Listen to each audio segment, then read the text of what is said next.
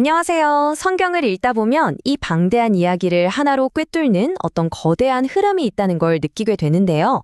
오늘은 바로 그 핵심, 인류를 향한 하나님의 약속, 그 장대한 이야기를 한번 따라가 보려고 합니다. 자, 본격적으로 시작하기 전에 이거 하나는 확실히 해야 합니다.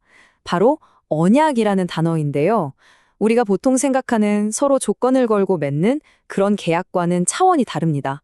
이건 신실하신 하나님께서 내가 책임지고 반드시 이룰게 하고 선포하시는 일방적이고 절대 깨지지 않는 약속이에요.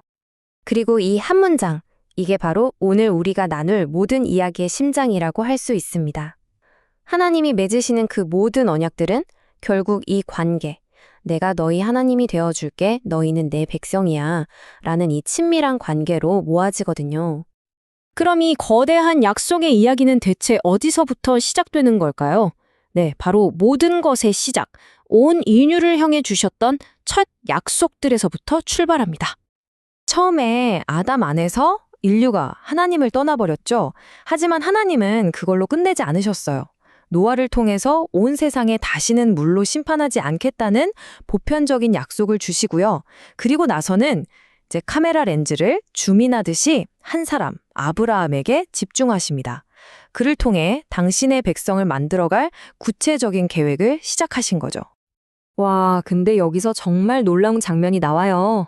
하나님이 아브라함과 약속을 어떻게 확증하시는지 보세요. 당시 고대 근동에서는요, 계약을 맺을 때 짐승을 쪼개놓고 계약 당사자 둘이 그 사이를 함께 지나갔어요. 약속 깨면 우리도 이 짐승처럼 쪼개진다, 이런 의미였죠. 그런데 여기서는 하나님 홀로 지나가십니다. 이게 무슨 뜻이겠어요? 아브라함아, 이 약속은 너한테 달린 게 아니야. 오직 내가 모든 책임을 지고 이룰 거다. 바로 이 말씀인 거죠. 자, 이제 아브라함의 가족은 정말 큰 민족이 됐습니다. 약속이 한 개인과 가족의 차원을 넘어서 이제는 하나의 국가, 하나의 민족에게 주어지는 단계로 발전하게 됩니다. 이집트에서 노예로 살던 이스라엘 백성을 구출해 내신 다음에 하나님은 시내산에서 그들을 만나주시죠. 그리고 너희는 내 백성이 될 거야 라는 약속을 아주 구체적인 형태로 보여주십니다. 바로 율법을 주신 건데요. 이건 그냥 이거 해라 저거 하지 마라 라는 규칙 목록이 아니었어요.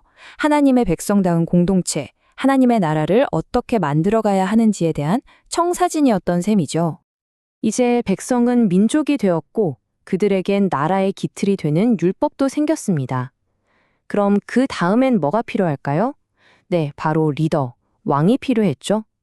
이게 하나님의 약속이 발전해 나가는 다음 단계로 이어집니다.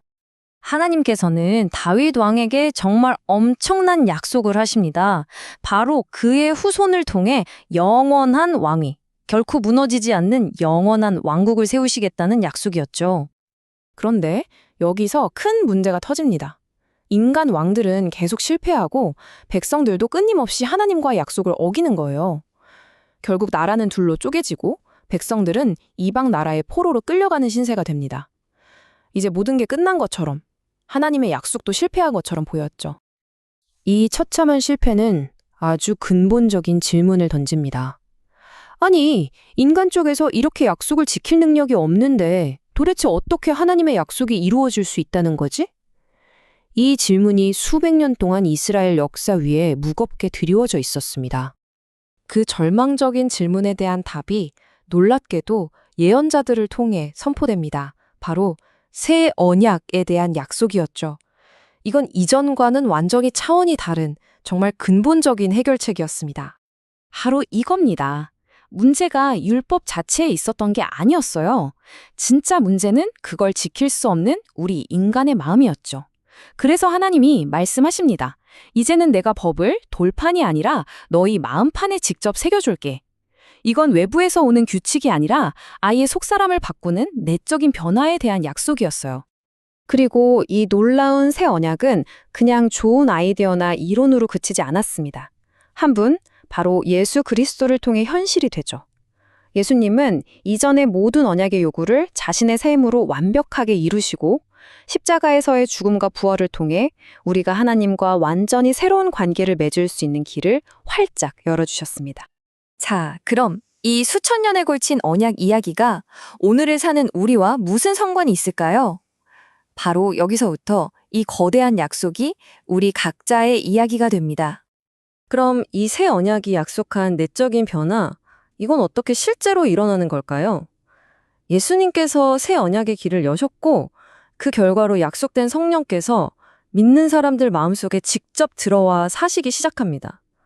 바로 이 성령의 내주하심, 이것이야말로 우리 안에서 시작되는 하나님 나라의 실체인 거죠. 그러니까 핵심은 이거예요. 하나님의 나라는 우리가 죽어서 가는 어떤 장소만을 말하는 게 아니라는 겁니다. 그건 바로 지금 내 안에서 성령을 통해 경험하는 하나님의 생생한 통치이자 다스림입니다. 그분이 내 마음과 삶을 변화시키는 능력, 그게 바로 하나님 나라의 현실이에요. 이걸로 마침내 약속의 큰 그림이 완성됩니다. 하나님의 최종 목표는 언제나 당신의 백성과 함께 사는 것이었잖아요. 그런데 이 새 언약을 통해서 이제는 당신의 백성 안에 사시는 가장 친밀한 방식으로 그 약속을 이루신 겁니다. 결국 하나님의 이 깨지지 않는 약속 이야기는 어떤 먼 옛날 이야기로 끝나는 게 아니라 바로 오늘을 사는 우리 각자의 삶의 문제로 이어집니다. 우리 모두가 한번 깊이 생각해 볼 질문을 남기면서 말이죠.